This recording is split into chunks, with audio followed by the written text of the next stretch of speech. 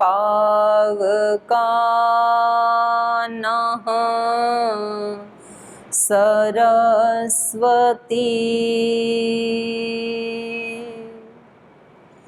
वाजिनीवती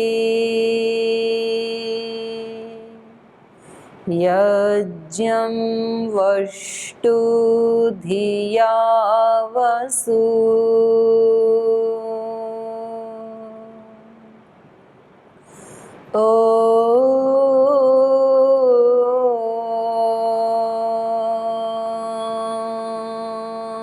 अग्न आयाहि वीतये गृणानो हव्यदातये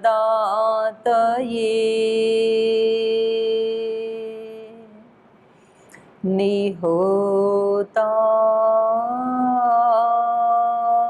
सत्सिवरिहिषि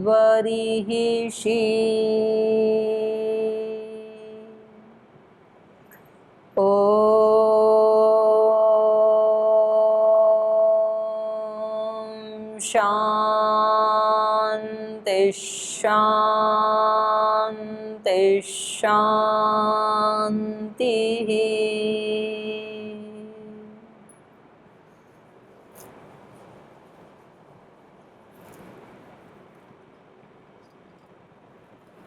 चलिए हम पढ़ रहे थे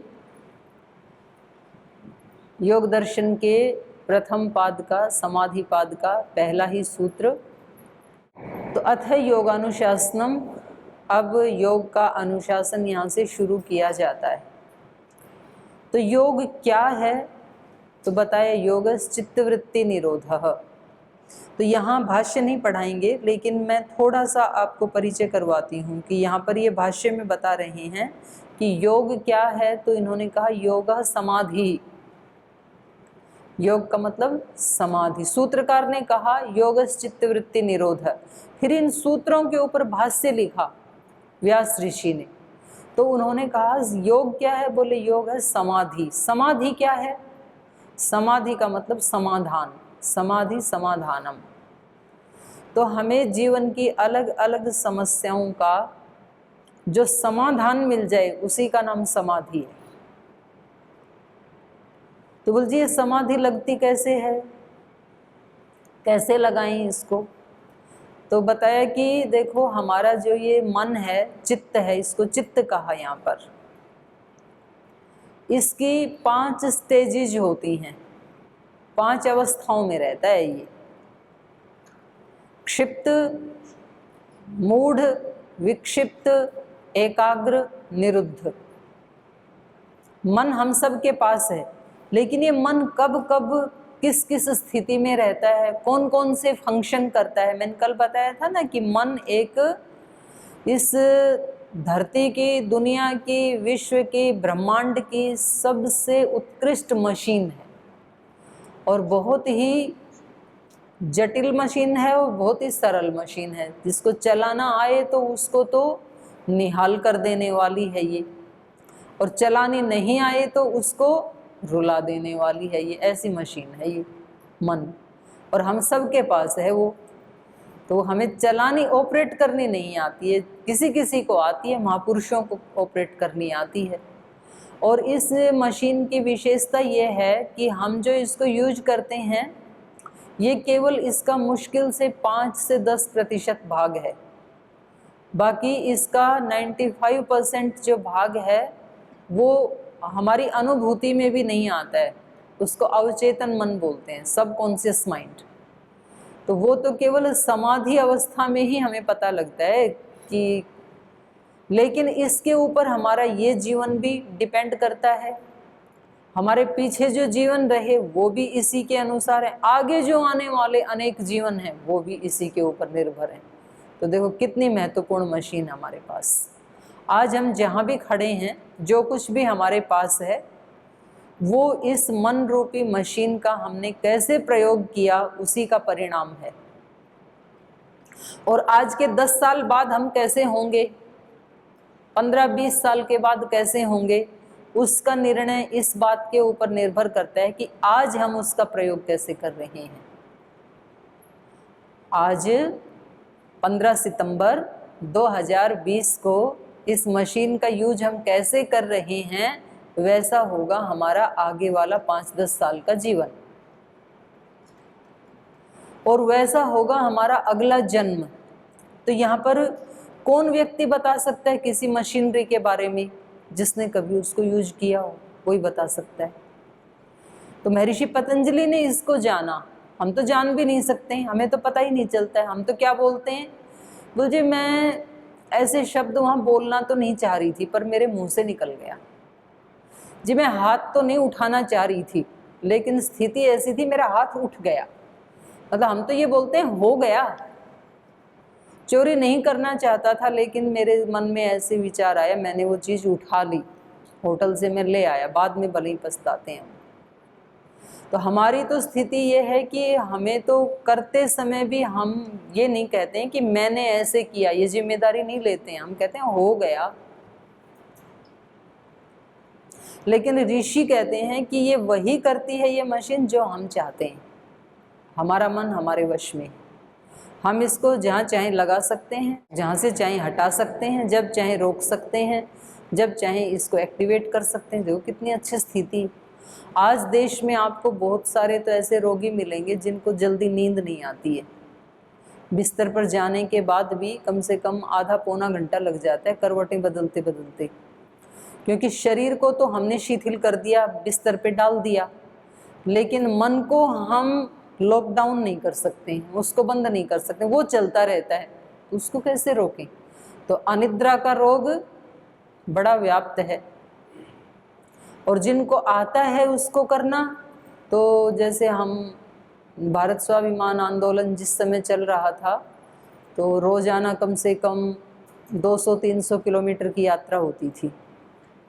हमारा सुबह नाश्ता कहीं और होता था, दोपहर का भोजन कहीं और, रात्रि का डिनर कहीं और श्रद्धेय स्वामी जी महाराज कभी कभी तो जो लास्ट स्थान होता था उसमें 10, 11, 12 बजे पहुंचते थे। सुबह फिर 4 बजे उठ के शिविर आदि उस काम में लग जाना, तो नींद पूरी हो नहीं पाती थी। तो हम देखते थे जैसे गाड़ी में जा रहे हैं तो श्रद्धेय स्वामी जी जैसे ही गाड़ी में बैठे तुरंत 1 सेकंड के बाद ही सो जाते थे, और फिर जैसे ही आगे गए 10, 15, 20 किलोमीटर के बाद कुछ कार्यकर्ता वहाँ खड़े हैं और उन्होंने जैसे ही बोला भारत माता की जय, तो तुरंत स्वामी जी उठ गए और ऐसे उठे जैसे सोए ही नहीं थे। तो अब किसी किसी को तुरंत वो उनकी क्षतिपूर्ति हो जाती थी नींद की, चलते चलते जब चाहें अपने नींद ले लें, और बिस्तर में जाके भी मुश्किल से 2-3 मिनट में बस, उससे ज़्यादा नहीं, किसी किसी को आती ही नहीं है। तो उसको कैसे चुप करना है मन को, तो पहले उसका ये पता होना चाहिए कि उसकी बनावट कैसी है, उसकी वो किन किन स्थितियों में रहता है, उसको कैसे ऑपरेट किया जाता है, ये यदि सारा हमें पता लग जाए। इसलिए कोई भी मशीन कोई कंपनी बनाती है तो उसके साथ एक बुकलेट बना के देती है कि इसको ऐसे यूज करना है, और हम उसमें पढ़ पढ़ के फिर वैसे वैसे हम कर लेते हैं और हमें चलानी आ जाती है वो मशीन। तो ऐसे ही ये जो मन रूपी मशीन है, इसके लिए हमारे योग दर्शन के जो महर्षि पतंजलि हैं उन्होंने इसकी बुकलेट हमें साथ में दे दी है, सूत्र बना करके हमें बता दिया उन्होंने कि ये मशीन ऐसी है, ये इसके फंक्शन है। तो यहाँ व्यास ऋषि ने और उसको थोड़ा विस्तार से खोल के हमें बताया। इसकी 5 भूमियाँ हैं। क्षिप्त अवस्था, एक ये क्षिप्त अवस्था में रहता है मन, फिर ये मूढ़ अवस्था में रहता है, कभी कभी ये विक्षिप्त अवस्था में रहता है, विक्षिप्त अवस्था वाले हम सब हैं, आप और हम सब, फिर एकाग्र अवस्था में रहता है और निरुद्ध अवस्था में रहता है। ये 5 स्टेजेज हैं इसकी, 5, इसको चित्त की भूमि कहा है, भूमि माने स्टेजेज। और ये जो हमने समाधि बताई, ये यहाँ व्यास ऋषि कह रहे हैं ये समाधि जो है ये चित्त की सभी भूमियों का धर्म है। समाधि सभी 5 ही स्टेजेज में समाधि लग सकती है, क्षिप्त अवस्था किसको कहते हैं? क्षिप्त अवस्था उसको कहते हैं जिसमें रजोगुण की प्रधानता होती है। 3 गुण है ना, सत्व रज तम, तो रजोगुण अत्यंत बढ़ जाए, अत्यंत बेचैनी, अत्यंत उतावलापन, अत्यंत अस्थिरता, तो ऐसे भी होता है ना चित्त कभी कभी। तो बहुत ज्यादा जिनको रजोगुण की प्रधानता हो गई है चित्त में, तो जितने भी सारे अपराध होते हैं संसार में, बलात्कार से लेकर, रेप से लेकर के, चोरी डकैती से लेकर के, ये सारे की सारी क्रियाएं किसकी हैं? क्षिप्त चित्त की हैं ये, उसमें रजोगुण बढ़ जाता है। फिर है मूढ़ अवस्था। मूढ़ अवस्था उसको कहते हैं जब तमोगुण बहुत ज्यादा बढ़ जाता है। तो क्षिप्त अवस्था की समाधि क्या है? क्षिप्त अवस्था में व्यक्ति झगड़ा भी करता है तो ऐसा झगड़ा करता है कि जिसको कहते हैं ना भाई इसने आपा खो दिया। तो आपा खोने का मतलब मेरा आपा क्या है? मेरा आत्मा का स्वरूप, वो मेरा आपा है। और उस समय उसको कोई याद दिलाए कि भाई साहब आप क्या कर रहे हो, बहन जी क्या कर रही हो, आप श्रद्धेय स्वामी जी महाराज के शिष्य हैं, आप क्या बोल रहे हैं, आप क्या कर रहे हैं? बोले अभी चुप रहो आप, अभी मेरे को करने दो। वो उठा के किसी को मार देता है, किसी का सिर तोड़ देता है, किसी को चाकू मार देता है, कहीं कुछ उल्टे सीधे काम कर देता है। तो वो व्यक्ति क्या करता है? उस समय उसमें डूबा हुआ है, बिल्कुल अपने आप को भूल जाता है। इसी का नाम समाधि है। समाधि किसको कहते हैं? अर्थमात्र निर्भास स्वरूप शून्यमिव समाधि, जहाँ केवल अर्थ मात्र की प्रतीति होती है और अपना स्वरूप जैसे शून्य हो जाता है। ये चतुर्थ पाद का तीसरा सूत्र है, विभूति पाद का। देश बंधस्य चित्तस्य धारणा पहला सूत्र, तत्र प्रत्येकतानता ध्यानम तदेव अर्थमात्र निर्भास स्वरूप शून्यमेव समाधि। तो ये तीसरा सूत्र है तीसरे पाद का। तो उस सूत्र का अर्थ ये है कि जब ये व्यक्ति इसका अपना स्वरूप तो कैसे हो जाता है? शून्य जैसे, मानो अपने स्वरूप को तो भूल ही गया कि मैं कौन हूँ, किस कुल खानदान में पैदा हुआ हूँ, किन गुरुजनों के साथ मेरा संबंध है, किन ऋषि परंपरा के साथ मेरा संबंध है, दुनिया मुझे क्या कहेगी, उस समय कुछ भी याद नहीं रहता है। तो ये है क्षिप्त अवस्था की समाधि। मतलब उसमें क्या हो गया? अर्थमात्र निर्भास है, बस उसको वो चीज दिखाई दे रही है, को उसको धन दिखाई दे रहा है, कोई स्त्री दिखाई दे रही है, कोई पुरुष दिखाई दे रहा है, कोई दुश्मन दिखाई दे रहा है। जो भी ये मूढ़ता की चीजें की जाती, क्षिप्त अवस्था की जो क्रियाएं की जाती हैं, तो ये ही समाधि है। अर्थमात्र निर्भास है स्वरूप शून्यमेव समाधि। एक फिर मूढ़ अवस्था होती है हमारे मन की। मूढ़ अवस्था में तमोगुण बढ़ जाता है। तमोगुण बढ़ जाता है तो व्यक्ति सब मूढ़ता के काम करता है, मूढ़ता के काम करता है, उसमें भी समाधि लग जाती है। जैसे आपने ऐसे व्यक्ति देखे होंगे जो कभी बिल्कुल उसके कपड़े भी फटे हुए हैं, बाल ऐसे कई दिन से धोए नहीं है, जटाएं बन गई हैं, 3-3 4-4 कपड़े पहन रखे हैं, फटे हैं, पागल जिसको कहते हैं। तमोगुण बढ़ गया उसमें, चित्त में। तो ये मूढ़ अवस्था है। तो उसको भी अपने स्वरूप का ज्ञान नहीं है कि मैं एक मनुष्य हूँ, कितने पशु आदि योनियों में धक्के खाने के बाद तब कहीं जाके ये मानव जन्म मिला था और मुझे कैसे जीना चाहिए, ये कुछ उसको होश नहीं रहता है, वो उसी में ही तल्लीन रहता है। और तीसरी है विक्षिप्त अवस्था। विक्षिप्त अवस्था वो होती है जो आपकी और हमारी सबकी है। कभी कभी बहुत अच्छे विचार आते हैं, ऊंचे विचार आते हैं, सत्व की प्रधानता होती है, कभी कभी रजोगुण की प्रधानता हो जाती है, कभी कभी तमोगुण की प्रधानता, सब मिक्सअप होता है इसमें। तो चित्त की इस अवस्था को कहते हैं विक्षिप्त अवस्था। और चौथी है एकाग्र अवस्था।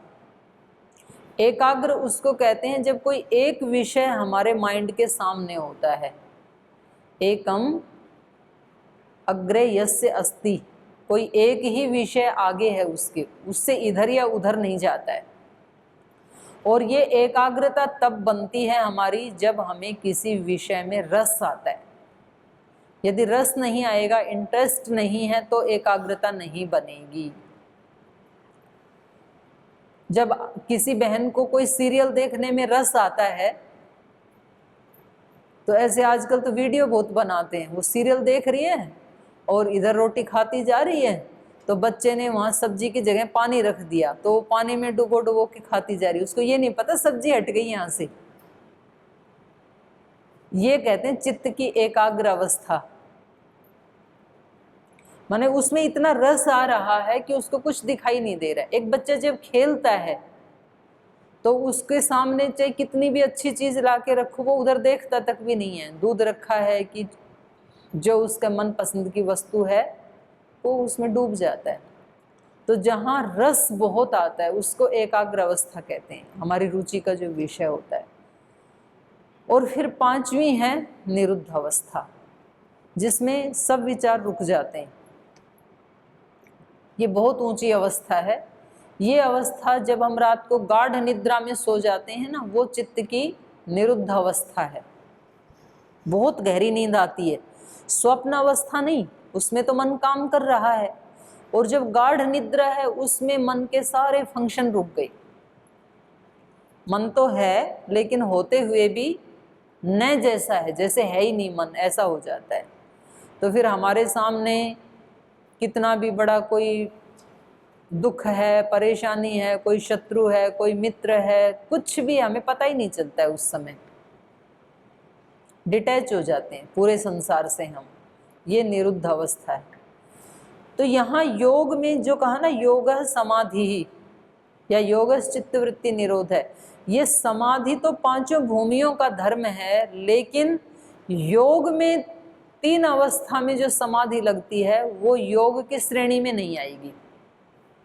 मूढ़ व्यक्ति की समाधि को योग नहीं कहेंगे, क्षिप्त व्यक्ति की समाधि को योग नहीं कहेंगे, विक्षिप्त व्यक्ति की समाधि को भी योग नहीं कहेंगे। जैसे हमारा कभी कभी ध्यान लग जाता है ना, इसको योग नहीं कहेंगे। योग वो होता है जब चित्त एकाग्र अवस्था में होता है, मतलब उससे नीचे नहीं आता है। निरंतर हमने सत्व को बढ़ा के रखा, वहां से योग की शुरुआत होती है। जो कहा जाता है ना भाई, योग से आप मन चाहा वरदान पा सकते हैं। आप जो चाहें वो योग से पा सकते हैं। ये आपने श्रद्धेय स्वामी जी महाराज से भी कई बार सुना होगा, और ये ग्रंथ भी हमें यही बताते हैं। विभूतिपाद की जो इतनी बड़ी बड़ी सिद्धियां हैं, कहीं आकाश गमन करना, कहीं अंतर्धान हो जाना, कहीं अणिमा, गरिमा, महिमा आदि सिद्धियां प्राप्त कर लेना, लेकिन ये कब प्राप्त होती हैं? जब चित्त 2 ही अवस्थाओं में रहे, या तो एकाग्र अवस्था में या तो निरुद्ध अवस्था में। उससे पहले नहीं मिलेंगी ये। कभी किया कभी नहीं किया। इसलिए हमारे यहाँ वैदिक परंपरा में गुरु का बहुत महत्व है। अगर आप यही चीज़ें अपने घर में बैठ करके ऑनलाइन सीखते हैं, किसी गूगल आदि पे आप सर्च करके सीखते हैं, तो आप हो सकता है 1-2 दिन तो सीखेंगे, लेकिन उसके बाद किसी दिन प्रमाद आ जाएगा। फिर कोई काम हम शुरू करते हैं, फिर अगले दिन हम उसको छोड़ देते हैं, फिर 2 दिन के बाद फिर करते हैं, फिर उसको छोड़ देते हैं, तो हमें बराबर आनंद नहीं आता है। तो गुरु क्या करता है? गुरु हमें सॉफ्ट जोन में से निकाल लेता है, या तो फिर हम एक जगह जा कर के रुक जाते हैं। मनुष्य का जो जीवन है ना, हम शुरू में तो सोचते हैं मुझे BA करना है, MA करना है, जॉब लगनी है, एक मकान बनाना है, ऐसा मकान में फर्नीचर सजाना है, बच्चों को स्कूल में डालना है, बच्चों की पढ़ाई करवानी है, उनकी शादी करनी। फिर इतना होने के बाद व्यक्ति फिर सॉफ्ट जोन में चला जाता है, बस अब और कुछ नहीं करना, जो करना था कर लिया। कोई बड़ा टारगेट नहीं होता है, और बड़ा टारगेट नहीं होता है, वहीं से माइंड में नेगेटिविटी शुरू हो जाती है, डिप्रेशन वहाँ से शुरू होता है। जिनके दिमाग में कुछ नया प्राप्त करने के लिए नहीं है, उनको डिप्रेशन हो जाता है। खाली मन शैतान का घर। तो खाली का मतलब ये नहीं कोई भी विचार नहीं आते, विचार तो आते हैं, उल्टे पुल्टे आते हैं, पर जो आने चाहिए वो नहीं आते हैं। और या फिर उस व्यक्ति को होता है कि जो उसको नहीं करना चाहिए उन कामों में वो लगा हुआ है। तो इसलिए जीवन में हमेशा कुछ ना कुछ बड़ा टारगेट रखते रहना चाहिए व्यक्ति को। जीवन में कोई ना कोई उपलब्धि के लिए, जैसे आप में कुछ बड़ी उम्र के भी यहाँ भाई बहन बैठे हैं, तो ये बहुत अच्छी बात है। अगर बुढ़ापा बीतते हुए वर्षों का परिणाम नहीं है, जब हमारा कोई टारगेट नहीं होता है, वहाँ से बुढ़ापा शुरू हो जाता है, वहाँ से डिप्रेशन शुरू होता है, वहाँ से नेगेटिविटी शुरू होती है। तो गुरु क्या करता है, हमें सॉफ्ट जोन में से निकाल लेता है, वो रहने नहीं देता वहाँ पर। नहीं तो हम अपने घर में एक सॉफ्ट जोन में आ जाते हैं, बस जी हम तो अपने दाल रोटी खाओ, प्रभु के गुण गाओ, मस्त हैं। मस्त है नहीं, बोलता है ऐसे। मस्त कैसे हो सकता है, जब तक भगवान ना मिल जाए नहीं हो सकता है। या तो व्यक्ति प्रमाद में बोलेगा, या तो आलस्य में बोलेगा, या तो झूठ मूठ बोलेगा, अज्ञान में बोलेगा। मस्ती तो तब आएगी जो मनुष्य जीवन जिसके लिए मिला था वो आपने प्राप्त कर लिया, तब मस्ती ही मस्ती आ सकती है, उससे पहले नहीं आ सकती। उससे पहले तो आलस्य में बोलता है व्यक्ति, बोल जो कुछ नहीं करना, तो हम आदी हो जाते हैं सॉफ्ट जोन में जीने की। और गुरु क्या करता है, जैसे आप मान लो कहीं अपने घर में योग करते हैं, तो अब आपने अपने 5-7 आसन तय कर रखे हैं कि मुझे बस ये आसन करने हैं, ये प्राणायाम करना है, इतनी देर करना है, उसके आगे आप नहीं करते हैं। इसलिए कठिन आसन जब आपको कहा जाए कि ये वाला कठिन आसन करो, तो आप बोलोगे कि ये तो मैं नहीं कर पाऊंगा, ये मेरे से नहीं हो पाएगा। और गुरु क्या करता है, बोले ठीक है, इतना कर सकते हो ना, इतना झुक सकते हो ना, इतना ही झुको। आगे झुकना है, बोले जी मेरा तो गर्दन घुटनों से नहीं लगेगी, तो गुरु कहता है इतना तो कर सकते हो ना, इतना ही करो। तो धीरे धीरे करते करते करते कई दिन में फिर नीचे टिका देता है। आप कहीं जिम में जाओ, आप वेट लिफ्ट करते हो, तो पहले आप 5-5 केजी उठा पाते थे, तो फिर आपका कोच आता है, बोले कितना आराम से उठा लेते हो, बोल जी 5 केजी। बोले उठाओ, तो बोलिए लो, आराम आराम से उठा। बोले अब आराम से 5 उठा लेते हो, तो अब 6 उठाना शुरू करो। तो बोले 6 तो नहीं हो पाएगा। बोले 5.5 करो, चलो 5.5 तो कर सकते हो ना। फिर वो 6 पे ले जाता है, फिर 10 पे ले जाता है। अब ये व्यक्ति 10 किलो आराम से उठा लेता है, अभ्यास करते करते आदत पड़ गई। तो बोले 10 आराम से उठा लेते हो ना, आज से 11 उठाओ, आज से 15 उठाओ। बोले 15 तो नहीं हो पाएगा। तो बोले ठीक है 11 उठाओ फिर। तो गुरु क्या करता है, थोड़ा थोड़ा अभ्यास करवा करके हमें वैसा ही जीवन हमारा बना देता है। तो एक वो अवस्था भी आती है कि जब हमने 10 किलो वेट उठाना शुरू किया था और अभ्यास करते करते हम 40, 50, 60, 70, 80, 90, 1-1 क्विंटल वजन भी लोग उठा लेते हैं अभ्यास करते करते। वही आदत पड़ जाती है फिर। 1 किलो उठाना बिल्कुल ईजी है, जिन्होंने अभ्यास कर लिया उनके लिए 1 क्विंटल उठाना। अभ्यास नहीं किया तो 2 किलो उठा करके भी हाथों की मसल्स पेन करेंगी, क्योंकि अभ्यास नहीं है। ऐसा ही इस चित्त का भी है, हमारे मन का भी ऐसा है। जैसा हम इसको अभ्यास करवा लेते हैं, जिन लोगों के जीवन में बहुत संघर्ष आए, बहुत प्रतिकूलताएं आई, उनको सहन करते करते उनको आदत पड़ जाती है। फिर कितने भी दुख क्यों ना आए, आते हैं चले जाते हैं, उनका कुछ नहीं बिगाड़ते हैं।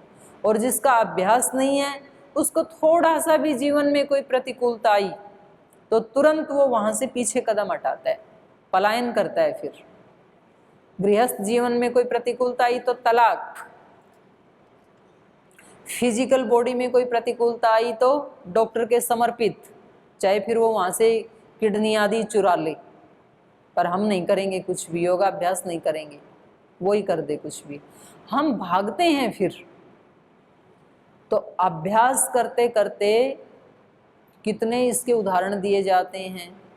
पानी कितना मुलायम है, और उन पत्थरों को काटने का अभ्यास करते करते करते इतनी कठोर चट्टानों को भी पानी एक दिन काट देता है। रस्सी मुलायम है, पत्थर कठोर है, लेकिन घिसते घिसते घिसते घिसते पत्थर को भी घिस देती है रस्सी। तो अभ्यास बहुत बड़ी चीज है। तो यदि हमने ये अभ्यास करना शुरू किया मन का कि आज जीवन में जो भी परिस्थिति आएगी उसको मुझे बिना परेशान हुए सहन करना है, अपने स्वरूप में रहते हुए उसको फेस करना है, भागना नहीं है, तो ऐसा करते करते फिर व्यक्ति योगी बन जाते हैं। समत्वम योग उच्यते। पर उसका अभ्यास करना पड़ता है अपनी दिनचर्या में, छोटे छोटे कामों में करना पड़ता है। हम बड़ी घटनाओं का इंतजार करते रहते हैं। हम कहते हैं जी राम जैसा तो मुझे बनना है, लेकिन पहले मेरे राज तिलक की तैयारी हो, फिर कैकेयी माता वरदान मांगे, फिर महाराजा दशरथ से वनवास मिले, तो मैं दिखा दूं कि मैं भी राम जैसा हूं, मैं भी चला जाऊंगा 14 वर्ष के लिए। तो वो घटनाएं आपके जीवन में नहीं दोहराई जाएंगी, आपके जीवन में दूसरी घटनाएं आएंगी, छोटी छोटी रोज आती हैं। आप कहीं ट्रेवल करते हैं, आप किचन में खाना खाते हैं, तो आगे एक व्यक्ति कहता है पहले मुझे खाना है। अभी तो आप थोड़े हो, जब यहाँ ज़्यादा लोग आते हैं, 5-5 हज़ार जब आते हैं शिविर में, तो वो खाना खाने के लिए वो उसको धक्का मार करके आगे चला जाता है थाली लेकर के, और जो आगे गया वो सारी सब्जी डाल लेता है, पीछे वाले के लिए बचती ही नहीं है। तो यहाँ पर प्रैक्टिस करनी है त्याग की, समर्पण की, दूसरे को सुख देने की। और यहाँ भी कर सकते हैं, 15-20 में भी कर सकते हैं, 4-5 लोगों का परिवार है वहाँ भी प्रैक्टिस कर सकते हैं, 2 लोगों में भी प्रैक्टिस कर सकते हैं, पति पत्नी 2 ही रहते हैं मान लो, तो दूसरे की खुशी का हम कितना ध्यान रखते हैं और वहाँ अपनी इच्छाओं को कितना मारते हैं, वहाँ भी अभ्यास कर सकते हैं। तो ऐसे करते करते करते करते फिर व्यक्ति क्या हो जाता है, एकाग्र हो जाता है। तो ये है योग का अभ्यास करना, चित्त को एकाग्र अवस्था में लाना, उसमें क्षिप्त में नहीं जाने देना। क्षिप्त का मतलब है जैसी परिस्थिति वैसी हमारी चित्त की स्थिति, मनस्थिति। परिस्थिति हमारी मनस्थिति को बदल देती है, लेकिन प्रैक्टिस करते करते एक अवस्था ऐसी भी आ जाती है योग में जब कोई भी परिस्थिति हमारी मनस्थिति को चेंज नहीं कर सकती है, बल्कि हमारी मनस्थिति परिस्थिति को चेंज कर देती है। ऐसे होता है ना कि कभी कभी परिस्थिति बड़ी गर्मा गर्म बनी हुई थी और एक कोई योगी व्यक्ति वहां पर आता है, श्रद्धेय स्वामी जी महाराज जैसे ही आए तो सब लोग क्या हो गए, शांत। तो इस एक योगी की मनस्थिति ने उस परिस्थिति को बदल दिया। कार्यकर्ता आपस में झगड़ा कर रहे थे और वहां महाराज जी पहुंच गए, तो सारे के सारे शांत होकर महाराज जी को प्रणाम करने लग गए। तो ये योग की स्थिति है। तो उसको यहाँ पर कहा है एकाग्र अवस्था। फिर एक सबसे लास्ट वाली है निरुद्ध अवस्था, उसका भी अभ्यास किया जा सकता है। उसके लिए भी विभूतिपाद का 9वां सूत्र है, अभिभव प्रादुर्भाव निरोध क्षण चित्तान्वय चित्तस्य निरोध परिणाम। ये निरोध परिणाम है। चित्त को क्या कर सकते हैं, हमारा चित्त 2 अवस्थाओं में रहता है, या तो व्युत्थान, व्युत्थान अवस्था मतलब ये अवस्था जो हम इस समय बैठे हैं, और निरुद्ध अवस्था मतलब रात को हम सो जाते हैं। तो 2 ही अवस्था में तो रहते हैं, ज़्यादा से ज़्यादा 3 में लगा लो, जागृत अवस्था, स्वप्न अवस्था, सुषुप्ति अवस्था। तो यहाँ स्वप्न को हटा दिया, 2 अवस्था को लिया, जागृत और सुषुप्ति। उसको कहा व्युत्थान निरोध। व्युत्थान निरोध संस्कारयो अभिभव प्रादुर्भावो। एक का अभिभव हो जाता है, दूसरे का प्रादुर्भाव हो जाता है। इस समय जो निरुद्ध अवस्था है, जो गाढ़ निद्रा की अवस्था के जो संस्कार हैं, उनका तो अभिभव हो रखा है। अभिभव माने नीचे दबा देना, उसको पराजित कर देना। और जो व्युत्थान संस्कार हैं जागृत अवस्था के, उनका अभी व्युत्थान हो रहा है, ऑटोमेटिक हो रहा है। ये जैसे ही सूर्योदय होगा, धीरे धीरे सूर्य ऊपर चढ़ेगा, वैसे वैसे हमारे मन के संस्कार भी बिखर जाते हैं। फिर चित्त की वृत्तियां पूरे दिन भर बिखरी रहती हैं। फिर रात को जब सोते हैं तो फिर सारी सिमट जाती हैं और वो सारी दब जाती हैं। फिर जैसे ही सुबह उठते हैं तो थोड़ी थोड़ी, सुबह उठते हैं तो 1-2 विचार होता है, लेकिन 9-10 बजते बजते तो बहुत सारे विचार फिर हमारे दिमाग की स्थिति ऐसी हो जाती है जैसे रेलवे स्टेशन की स्थिति होती है या सब्जी मंडी की स्थिति होती है।